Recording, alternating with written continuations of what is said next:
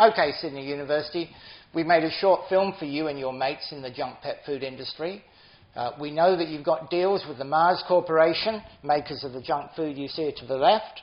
You've got deals with Colgate-Palmolive, the makers of so-called science diet.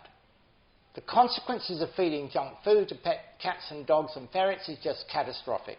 But, according to you, you're not prepared to change because you're not prepared to be the conscience of the veterinary profession.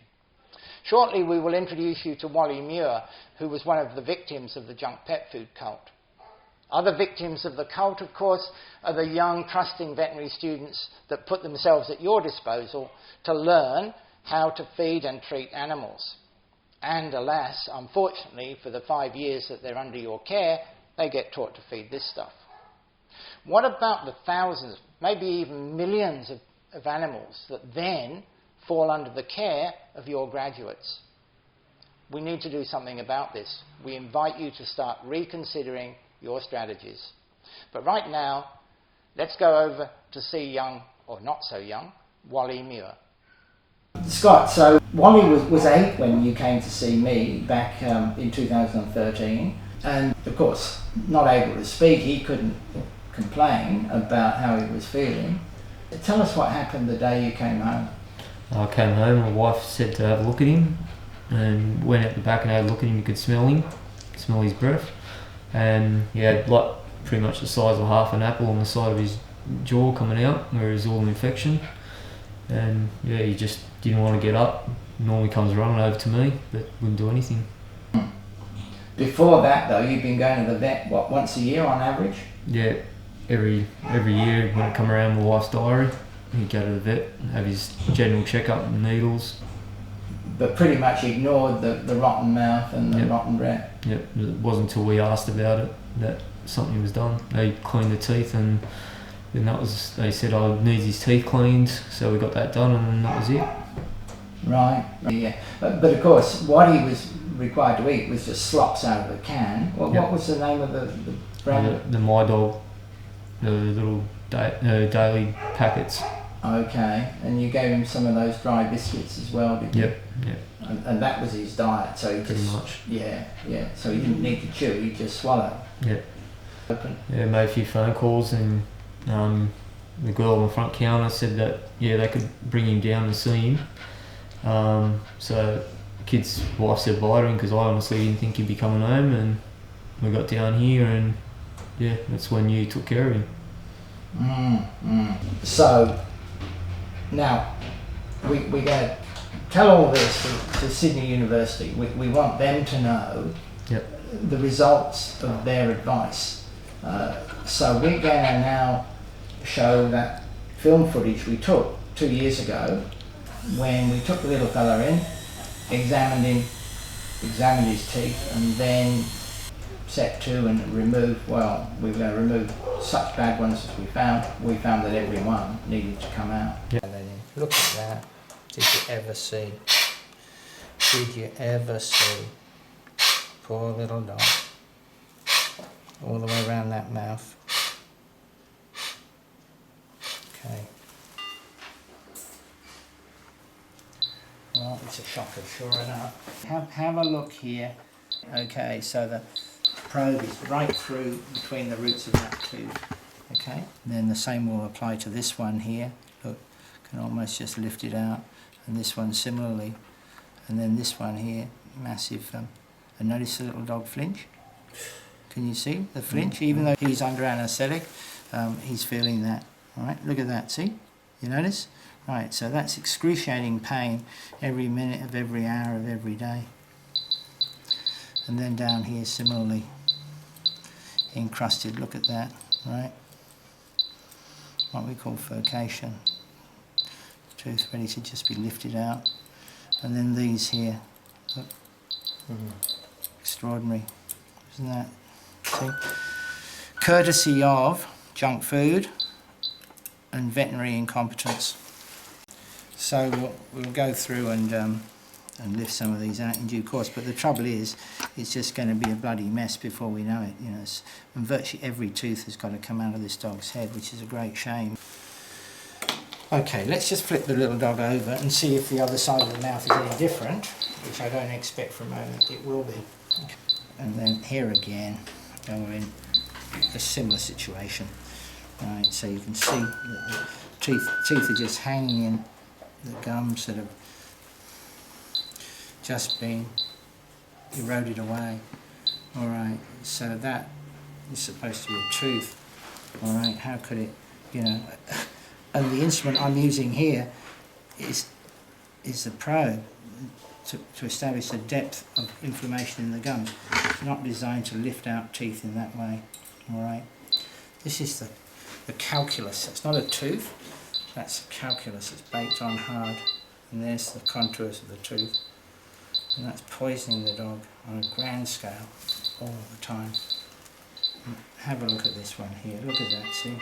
Extraordinary, isn't it? How the little dog can endure that and continue to wag its tail, you'd have to wonder. Alright, okay, now let's go around, lift a few of these teeth out and see where we're at. Up to.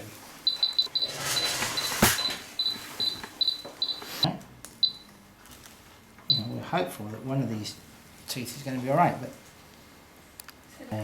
quite remarkable that the little dog's still here, alive, isn't it, really? We had to anaesthetise Wally, load him up with antibiotics before we started, so that they're in the system, so that when we stir up all these bacteria, they don't flood the system and make matters worse. So he's loaded up with antibiotics, then we give him a pretty safe anaesthetic, then put him on a drip, glug, glug, glug, and run the fluid through, so it's washing the poisons out as fast as we're operating. And then we didn't know if we were going to be able to save any of the teeth, and in fact not. Every last one. Most of them were just sort of hanging by shreds.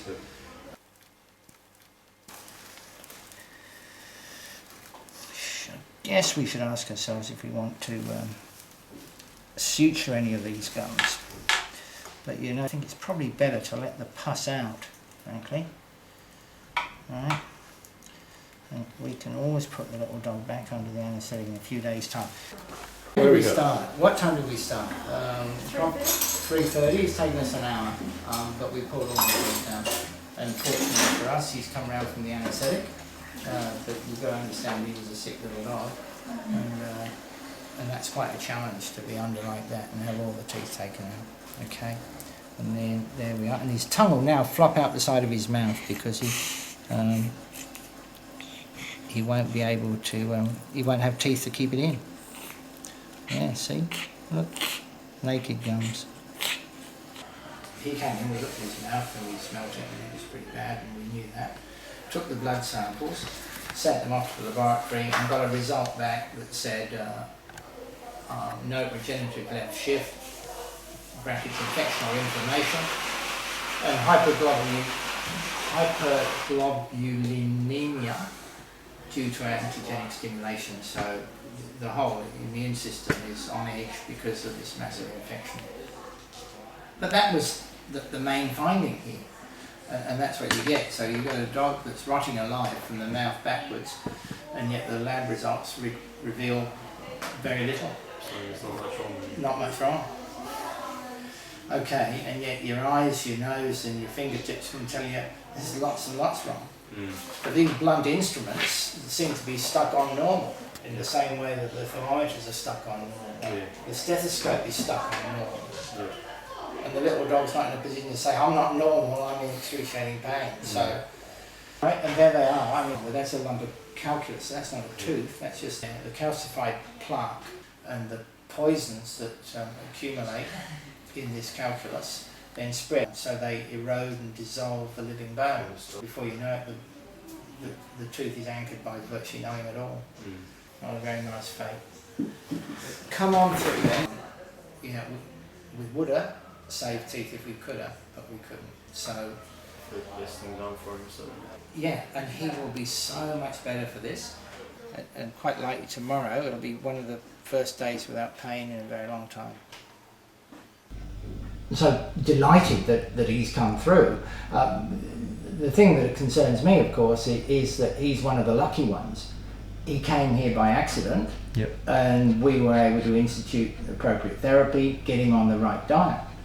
But what about the millions of other pets where the vets have no idea? They're like the first vet that you attended, graduate of Sydney University, who believes that junk food is the appropriate way to go. Yep. This grieves me. I think this is absolutely appalling state of affairs. What are your thoughts about that? What do you think we should do to get the vets to start behaving more ethically? Well, it's just common sense. Like, your doctors don't tell you to go and feed your kids McDonald's and junk food and like that every day. So it's something that should be advised not to feed dogs every day, obviously. Give them a good diet.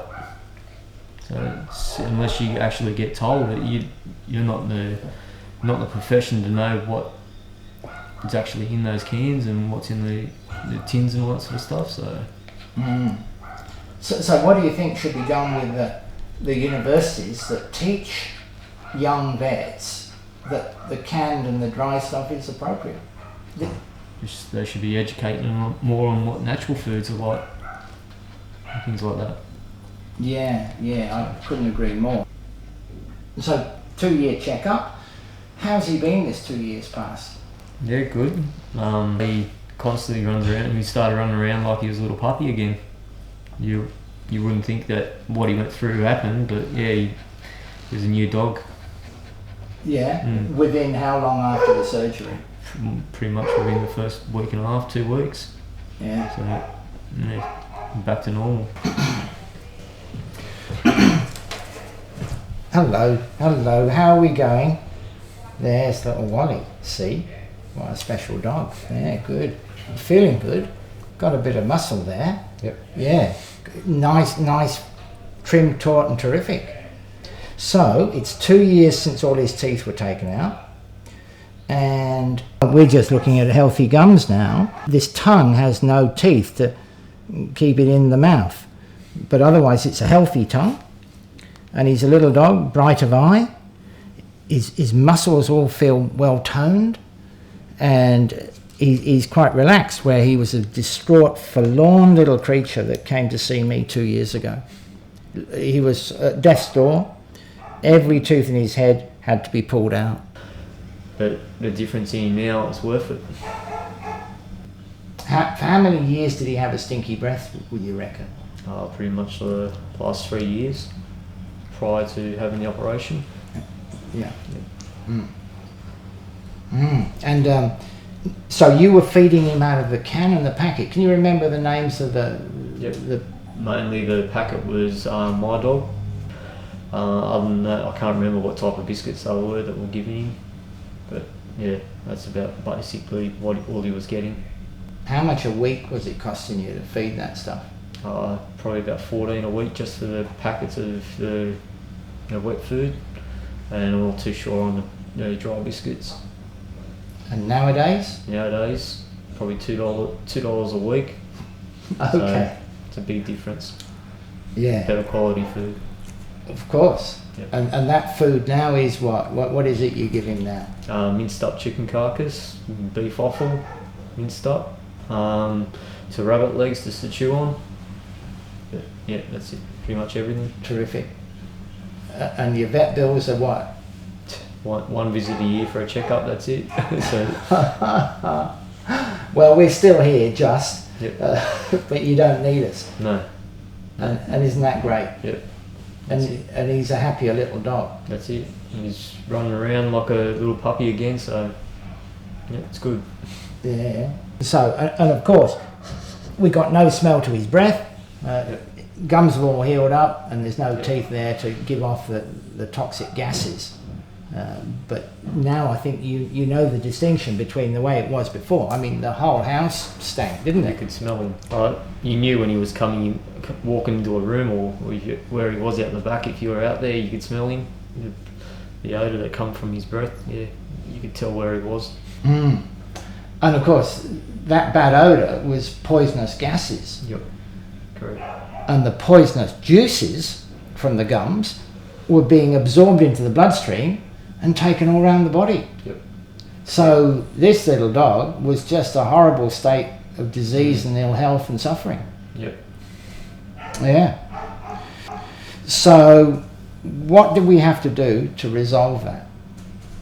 Well, brought him in here and you removed all his teeth, got himself back into decent order again, right diet. He's been a perfect dog since.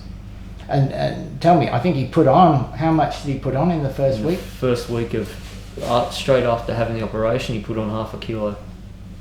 With no teeth? Yeah, and then we had to watch his diet. But all the vets are saying junk food, and most of them are selling the junk food. Yep. Surely that's wrong, and of course the universities that tell them that should be re-examining their curriculums, shouldn't they? Yep. Yep. Anyone coming out of university learning about dogs and animals and all that sort of stuff should be getting taught about the diet that you've put me onto with this dog, because it's worked wonders with him. So, and it's just, I've told other people, and other people have changed their dogs' diets, and they've done, their dogs are a lot better for it. They've noticed a difference in their dogs. It's good. Yeah. And of course, had you started when he was a baby, you wouldn't have any vet bills either, would you? He'd still have his teeth. Wouldn't he? Yeah. So, he'd be like this instead, So there's the comparison. Put those in there. He should have all his teeth in place. Let me just get that right. There, see? And that's the difference. Yep. But instead, here are his teeth. And that's the shocking thing. Yep. Every last tooth out of his head in this packet. Right. Yep. So what a difference in terms of his well-being. Yep. And the cruelty he suffered beforehand. Mm. What would you like the vets to understand from this? Pretty much to stop pushing canned dog foods and factory produced dog foods when you've got a natural product that's even better.